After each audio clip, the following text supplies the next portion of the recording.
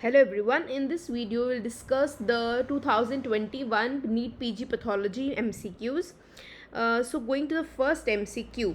Okay, now first question was a chronic alcoholic patient presented with increasing abdominal girth and decreased liver span.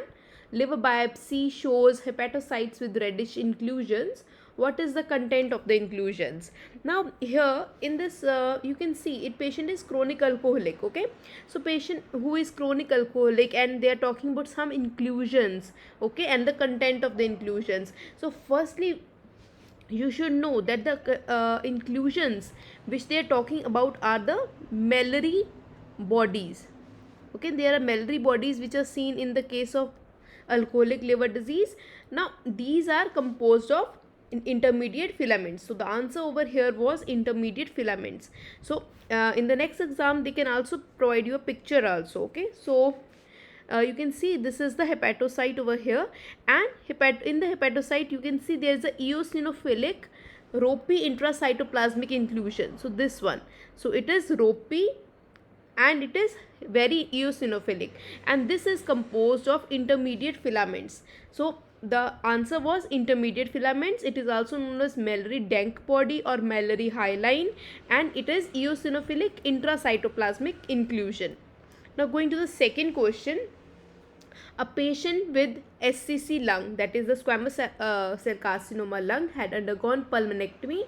A black hilar lymph node of around 1 centimeter was seen. Identify the cause of the pigmentation. Now here you have many choices given. So you have anthracotic pigment, hemosiderin, lipofuscin and melanin. So answer here was again very straightforward. It is anthracotic pigment. Why? So there is you have carbon dust. So carbon dust is known to get deposited in the lungs. Okay, and from the lungs sometimes with the help of the macrophages. Okay, and these macrophages can take the pigment through the lymphatic channel to the nearby lymph node. So this has happened here also in your coal dust pneumoconiosis, anthracosis.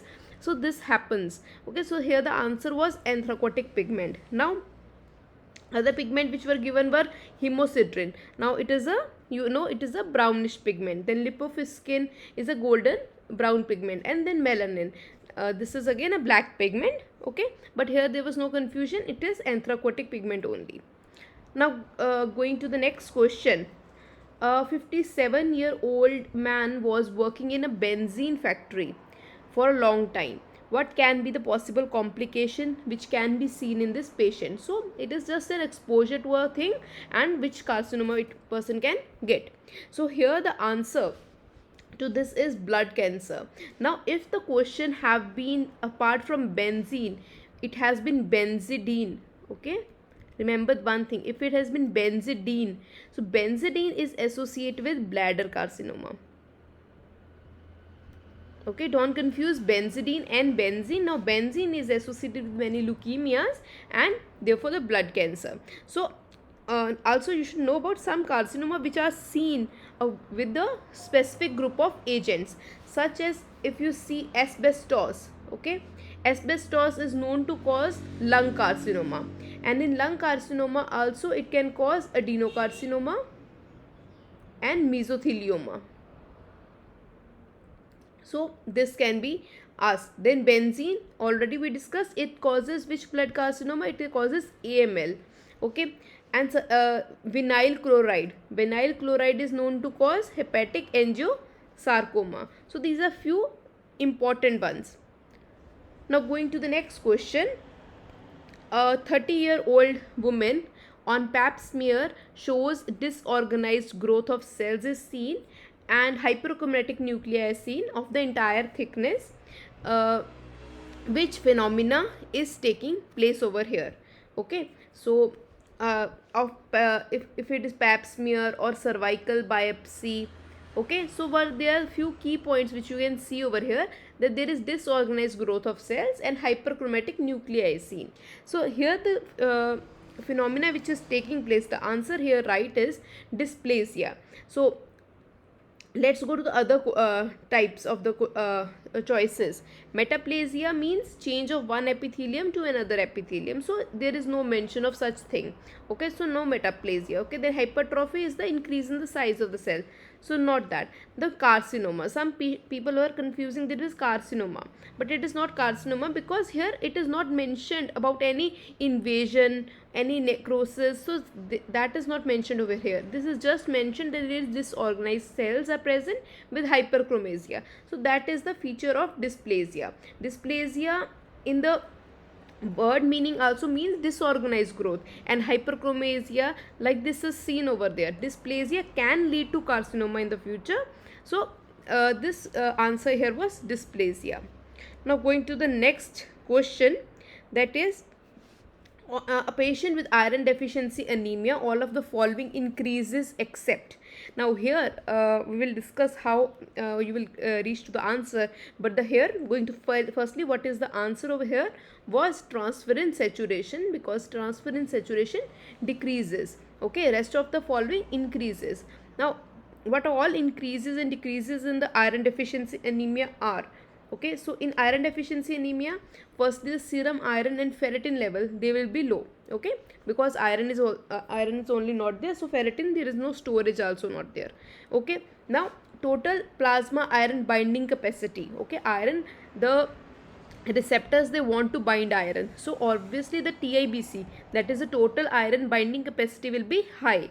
And transferrin levels, the transferrin levels will also be high because the body produces more transferrin so that it can bind to the iron. So transferrin level will be high.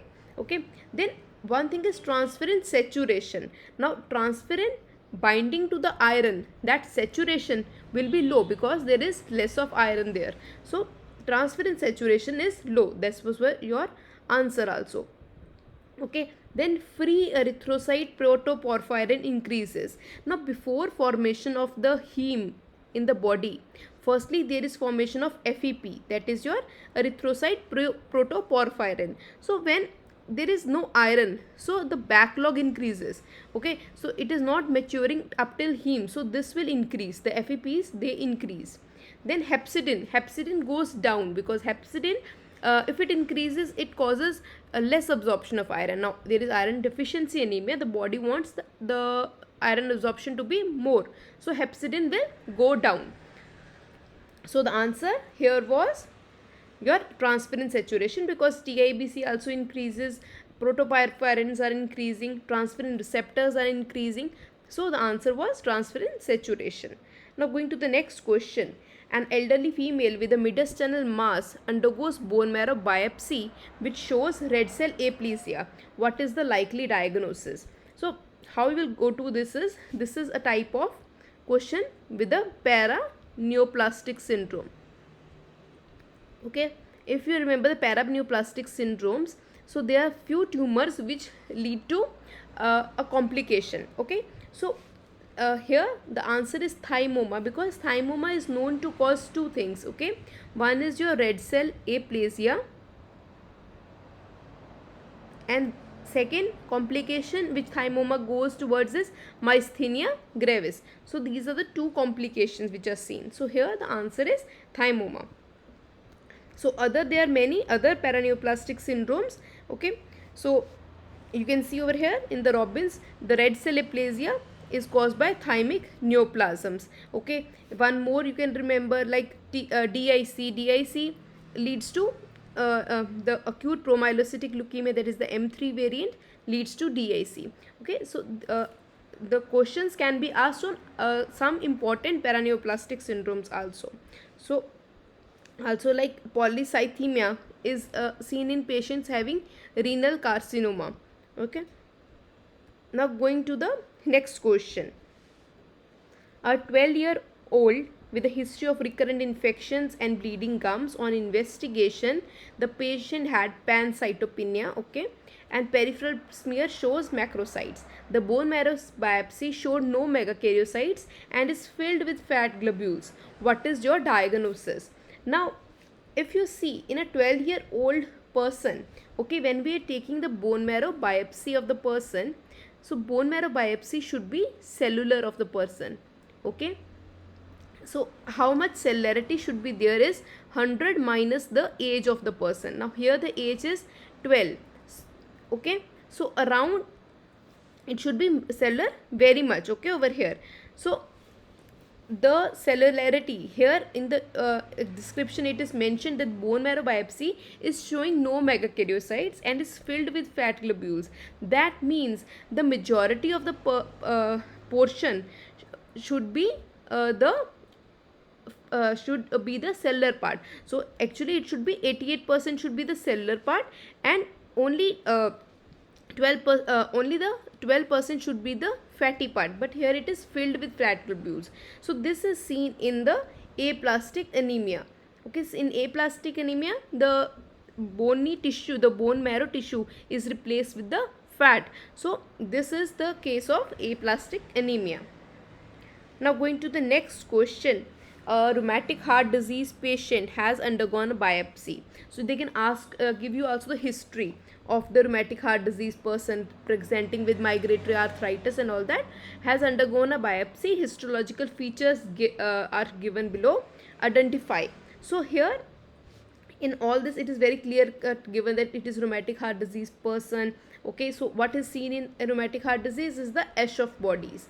Okay, so this is picture was given of the Aschoff body.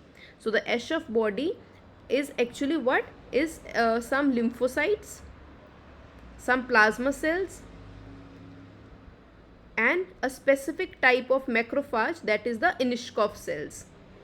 Okay, so here you can see the picture of Aschoff cells also. So Aschoff cells are known as caterpillar cells also. Okay, these are the macrophages.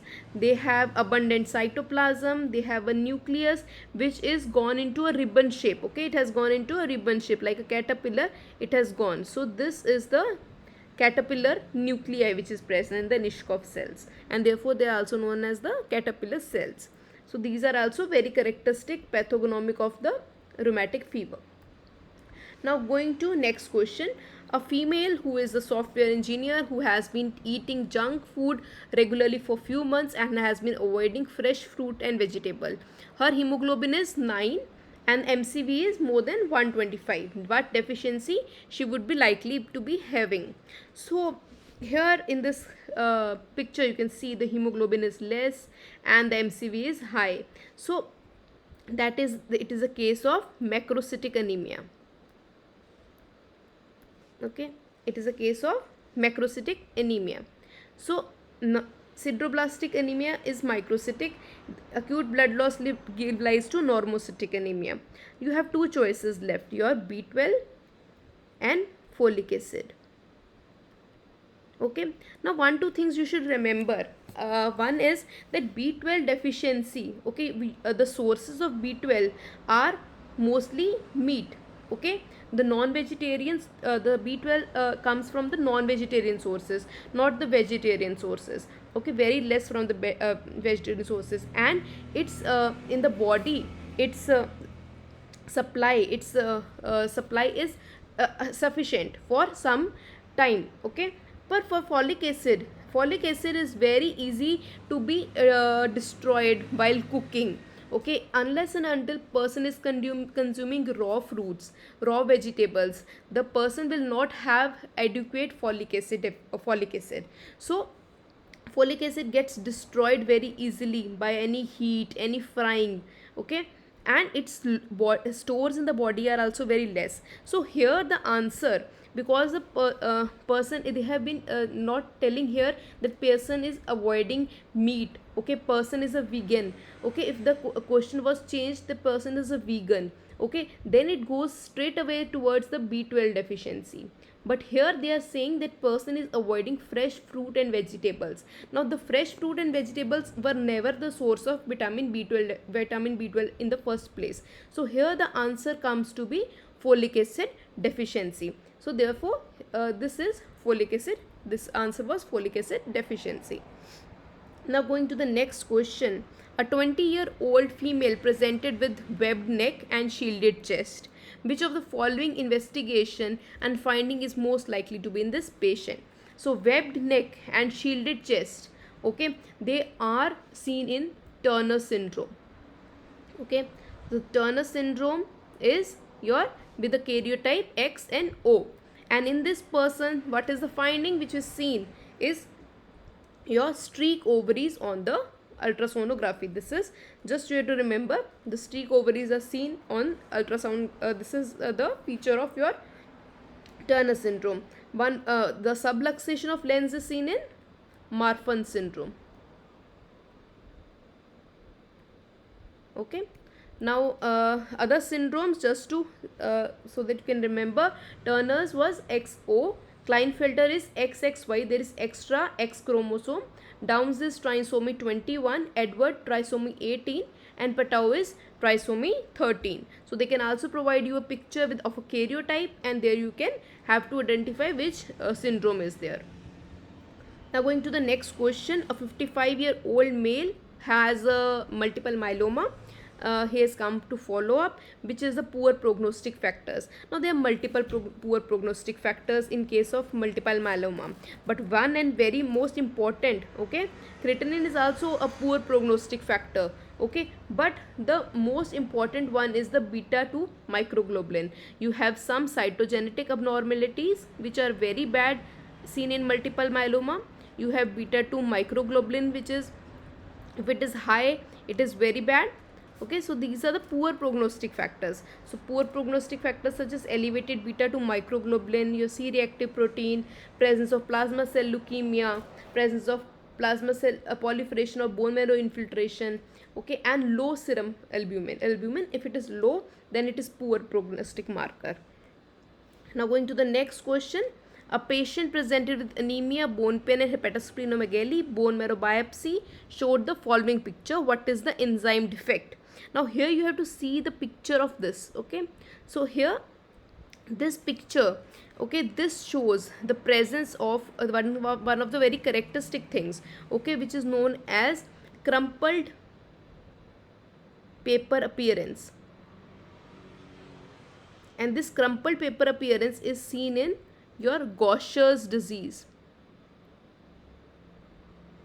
Okay, these are Gaucher's cells. Okay, so this here the answer in the Gaucher's disease, what is absent is glucocerebrosidase, because of which the glucocerebroside that accumulates within the cells to give this appearance. Okay, so here in this diagram also you can see it is like you have crumpled a paper.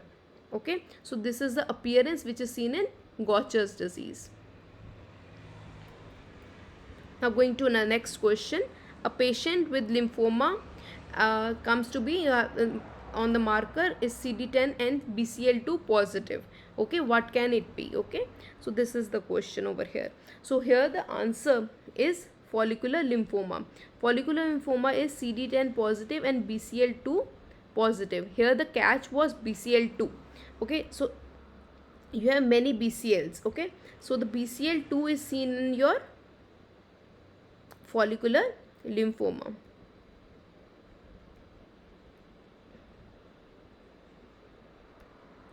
You have BCL6, which is seen in Burkitt's lymphoma, and in DL BCL. These are the two tumors in which it can be seen. Okay, so this is about the lymphoma. There are many markers, we will not be discussing each one. So here the answer was follicular lymphoma.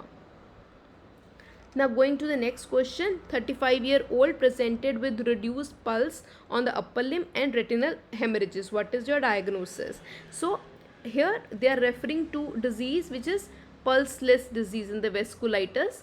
Okay, pulseless disease where the pulses are not traceable on the upper limb, along with the ophthalmopathy which is present, that is the retinal hemorrhages.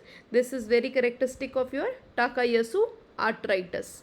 Okay, in Takayasu arthritis it is also known as the pulseless disease. So this was the answer of this. Now going to next question. A male patient with splenomegaly, PBS findings show high TLC along with myelocyte, metamyelocyte and neutrophils. So here you can see they are referring that there is something which is known as shift to left. Okay, that means from the back the neutrophils, the metamyelocytes, the myelocytes, they are increasing and they are also having high TLC. So what and also splenomegaly is present. So what is the best investigation? So first you have to come to the diagnosis, what they're talking about. Okay, splenomegaly is present, there is high TLC. Okay, so we are talking about something related to the leukemias. Okay, and you have a picture of having myelocyte, metamyelocyte, neutrophils. Okay, they are nothing, they are talking about any blast cell. Okay, they are talking about myelocyte and metamyelocyte. Now this is the feature which is seen in CML. Okay, so the best investigation of CML, okay, these all can be done, but the best investigation which you should do for a CML is fish PCR. Okay, we have to see the BCR ABL mutation, and for this we need this test. Okay, so this is the diagnostic test which should be done in a case of CML. So this was all about the questions which came in the NEET year 2021. Okay, so you can ask your queries in the comment box. I didn't go into the detail of every question. Okay, so it would be a very long video, and in a short time we cannot cover all these things. So thanks for watching. You can ask any queries in the comment box. Thank you.